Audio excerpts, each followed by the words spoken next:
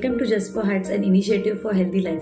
मी dietitian Neha Katekar तुमचं आमच्या YouTube चॅनलला स्वागत करते. तुम्ही अजूनही आमचं चॅनल सबस्क्राईब केलं नसेल तर नक्की सबस्क्राईब करा आणि बेल आयकॉन दाबायला विसरू नका. तर आजकाल आपण बघतो वेट लॉसचे डाएट्स आहे ते फ्रीली अवेलेबल आहे इंटरनेटवरती, किंवा बरेचसे आपले फ्रेंड्स आपल्याला कुठून कुठून दाखवत असतात. काही न्यूजपेपर्समध्ये देखील आजकाल डाएट्स येतात. तर असे जे डाएट्स जे आहेत ते बरेचसे डाएट त्याला काही सायंटिफिक बेस देखील नसतो आणि बरेचसे लोक ट्राय करतात हे डाएट्स आणि तुम्हाला रिझल्ट मिळू शकतो, पण तो शॉर्ट टर्म रिझल्ट आहे. आणि जसं आपण आजारी पडल्यावर देखील आपलं वेट लॉस होतो त्या पद्धतीचा वेट लॉस कुठेतरी होऊ शकतो आणि काहीतरी त्यातनं नवीन उद्भवण्याची शक्यता देखील, आजार उद्भवण्याची शक्यता देखील असते. त्यामुळे हे जे डाएट्स आहे त्या बऱ्याचशा डाएट्सला काही सायंटिफिक बेस नसतो, किंवा कुठलेही डाएट्स जर इंटरनेटवर आहे पण ते आपण कितपत आपल्या डॉक्टरांशी, डायटिशियनशी तपासून आपण आपल्यावर ट्राय करतोय तेही समजून घेणं महत्त्वाचं आहे. पण या सगळ्या गोष्टींमध्ये एक गोष्ट समजून घेणं खूप महत्त्वाचं आहे की हे जे शॉर्ट टर्म जे शॉर्टकट्स आपण बघत असतो वेट लॉससाठी ते खूप घातक ठरतात. किंवा तुम्ही जो तुम्ही शॉर्टकट बघता, तसं हे शॉर्ट टर्म डाएट आपण करतो त्यातनं टेम्पररी रिझल्ट अनेकांना मिळतो देखील. मी आधी सांगितल्याप्रमाणे की ते टेम्पररी थोडे दिवस इफेक्ट दिसतो आणि नंतर तुम्ही परत तुमच्या रुटीनला आल्यानंतर परत तो तुमचं वेट बाउन्स बॅक होतं. तर त्याच्यासाठी एकच गोष्ट महत्त्वाची आहे, ती म्हणजे लाईफस्टाईल चेंज. तर लाईफस्टाईल चेंज म्हणता येईल की एक ती गुरुकिल्ली आहे तुमचं लाईफ हेल्दियर बनवण्यासाठी, की ज्यांना वेट लॉस करायचं आहे त्यांचं वेट लॉससाठी किंवा वेट मेंटेनन्ससाठी, की ही जी गोष्ट आहे ती रोज तुम्हाला सातत्याने करणं गरजेचं आहे. तर जी गोष्ट रोज सातत्याने करून तुमचं वेट लॉस होईल किंवा वेट मेंटेन होईल अशा गोष्टी समजून घेणं खूप महत्त्वाचं आहे. चला तर मग आज बघूया की 5 अशा डाएट टिप्स किंवा हेल्दी टिप्स जी तुम्हाला वजन कमी करायला 100% मदत करणार. आणि मी असे बरेचसे आता काही जसं आपण अभ्यास केलेला असतो की ह्या गोष्टींनी वजन कमी होतं, तर मी ज्या टिप्स तुम्हाला सांगणार आहे त्या अगदी ट्रायड अँड टेस्टेड आहे, की बऱ्याचशा क्लायंट्सला ह्याच्यातनं फरक पडलेला आहे आणि नक्कीच त्या वर्क होतात. तर आपली पहिली टिप आहे, दिवसातनं 4 ते 5 वेळा जेवणे, म्हणजे स्मॉल फ्रिक्वेंट मील्स तुम्ही घेतल्या पाहिजे. तर अशा जेवणामुळे काय होतं की तुम्हाला सतत भूक लागत नाही, कारण जे तुम्ही थोड्या अंतराने थोडं खातात तेव्हा एक ओव्हर इटिंगचं चान्सेस खूप कमी असतात, कारण तुम्हाला एकदम कडकडून भूक लागत नाही. तर अशा खाण्यामुळे काय होतं, जेव्हा तुम्ही एकदम खातात तेव्हा काय होत असतं की तुम्ही एकदम अन्न खाल्ल्यामुळे तुम्ही जर खूप लोकांना 2 वेळेस जेवायची सवय असते, मेजर मील्स 2 वेळा घेत असतं, दुपारचं जेवण आणि रात्रीचं जेवण खूप हेवी असतं.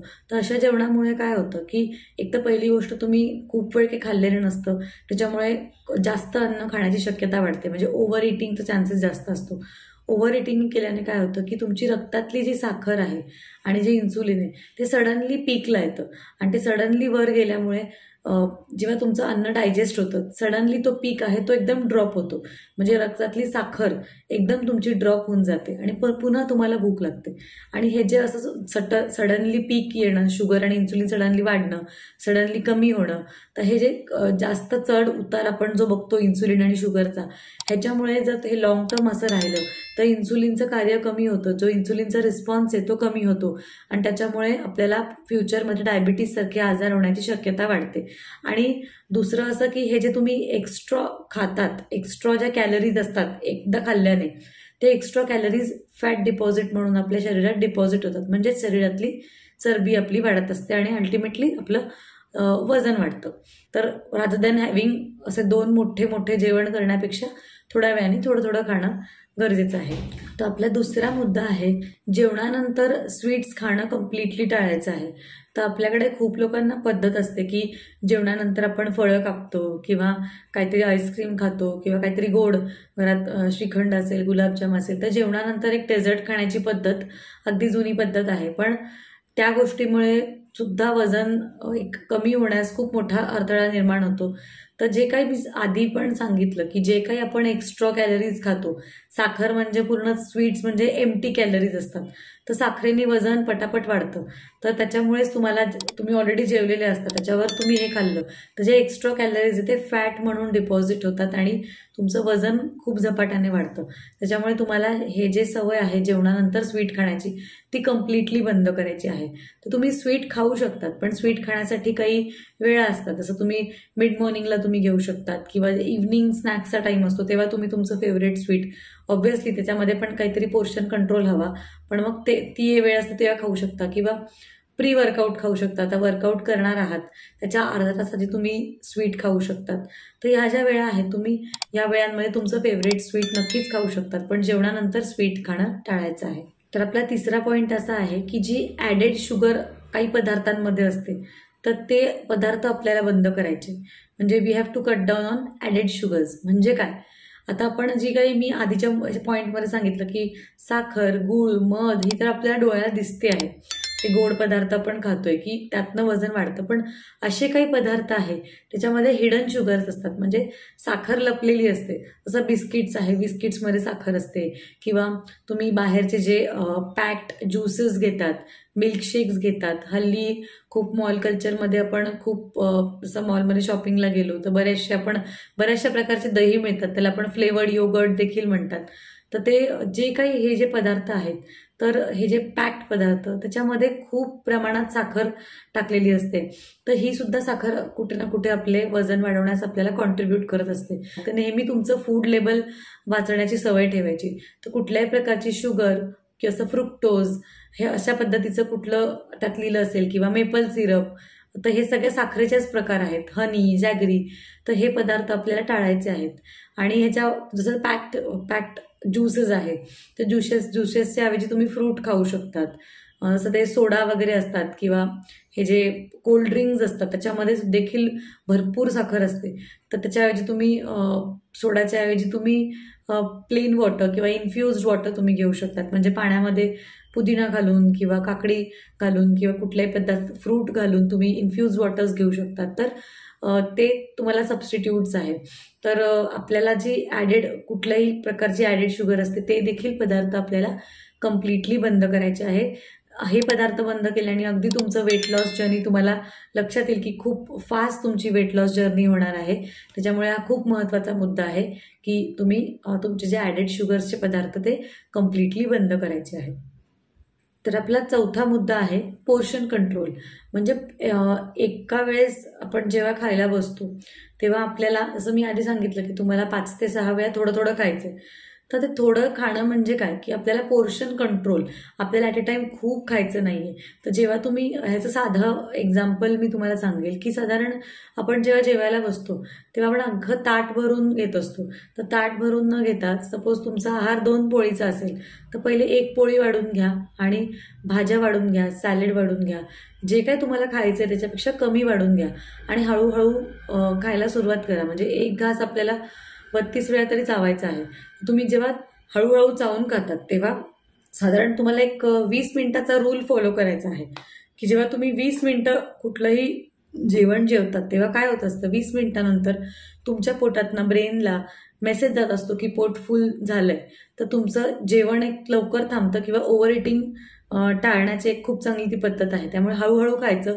कदाचित तेव्हाच पोट भरून गेलं तर तुम्हाला एक्स्ट्रा घ्यायची गरज पडत नाही.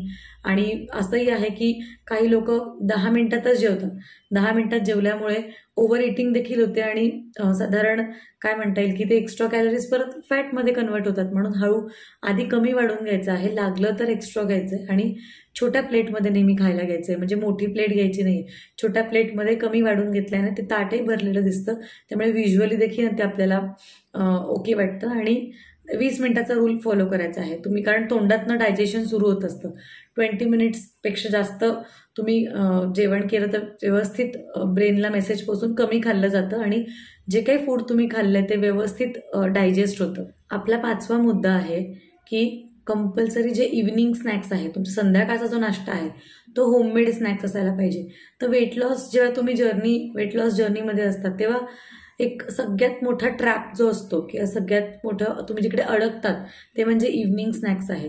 तर इव्हनिंग स्नॅक्समध्ये काय होतं की बऱ्याच वेळा तळलेले पदार्थ खाल्ले जातात किंवा चहासोबत बिस्किट खातात अनेक लोक, किंवा आमचे बरेचसे क्लायंट्स जे ऑफिसमध्ये असतात तर ते तेव्हा काहीतरी वडापाव मागवणार किंवा समोसा खाणार किंवा चिप्स खाणार, किंवा ती जी वेळ असते तेव्हा खूप भूक लागून जाते आणि काहीतरी चुकीचं तिथे खाल्लं जातं की ज्याच्यामध्ये खूप कॅलरीज असतात आणि खूप फॅट्स असतात.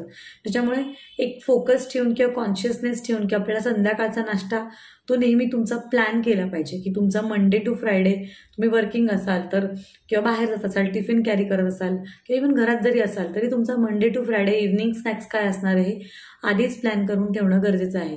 तर चांगला इव्हनिंग स्नॅक्स असं मी खूप लोकांना सांगते की तुम्ही एक काचेच्या बरणीत तुम्ही सगळ्या प्रकारच्या सीड्स ठेवा, जसं बदाम आहे, अक्रोड आहे, जवस आहे, पंपकिन सीड्स आहे, सगळ्या प्रकारच्या सीड्स ठेवा किंवा मखाना ठेवा की ज्या गोष्टी आपल्याला विजिबली दिसतात त्या आपण जाऊन खाण्याची आपली टेंडन्सी असते. आणि अनहेल्दी पदार्थ पूर्ण घरातनं काढूनच टाका. जेव्हा इन्व्हायरमेंटच तुम्हाला चांगलं मिळतं, घरातच ती गोष्ट नाहीये, तुम्ही आपण एक्स्ट्रा एफर्ट बाहेर जाऊन घेऊन येणं थोडंसं टाळतोच. त्याच्यामुळे आपोआपच आपल्याला चांगली सवय लागायला सुरुवात होते. त्यामुळे इव्हनिंग स्नॅक्स आपल्याला अतिशय हेल्दी असायला हवा. तर हे जे 5 टिप्स मी तुम्हाला दिले हे नक्की तुम्ही फॉलो करून बघा आणि नक्कीच तुम्हाला फरक पडेल. आणि हे 5 टिप्स ह्याच्यासोबत 2 पिलर्स देखील खूप महत्त्वाचे आहे वेट लॉससाठी. एक म्हणजे एक्सरसाइज. तुम्ही आठवडाभरात 150 मिनिटं एक्सरसाइज केली, आठवडाभरात 150 मिनिटं तरी तुमची एक्सरसाइज झाली तरी देखील तुमचं हेल्दी वेट तुम्हाला मेंटेन करण्यास मदत होते. दुसरा पिलर इम्पॉर्टंट म्हणजे झोप आहे. ती तुमची एक 7 ते 8 तासाची एक साऊंड स्लीप, चांगली झोप झाली पाहिजे. चांगली झोप झाल्याने देखील तुमचं वेट लॉस जर्नी ही चांगली होते किंवा तुमचं वेट लॉस हे चांगल्या पद्धतीने होत असतं, जिथे काही अडथळे येत नाही. त्याच्यामुळे तुम्हाला चांगली झोप, एक्सरसाइज आणि हे 5 टिप्स फॉलो करणं गरजेचं आहे. तर नक्की फॉलो करा आणि तुम्हाला काय फरक पडतोय हे मला कमेंट सेक्शनमध्ये नक्की लिहून पाठवा. आणि तुमचे वेट लॉससाठीचे काही प्रश्न असतील, काही विषय असतील तर नक्की मला लिहून पाठवा. मी नक्कीच त्याच्यावर व्हिडिओ करीन किंवा तुमचे काही प्रश्न असतील त्यांची शंका नक्कीच सॉल्व्ह करीन. थँक्यू.